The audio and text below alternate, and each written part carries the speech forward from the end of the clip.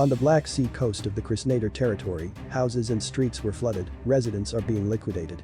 According to forecasters, the weather should get worse and worse.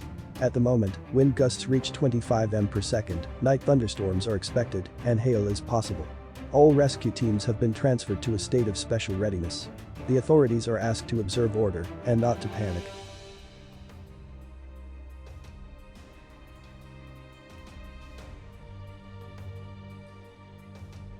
Дорогие друзья, вот под ударом стихии оказался Анапы, район Лавского берега, и ветер усиляется с каждой секундой.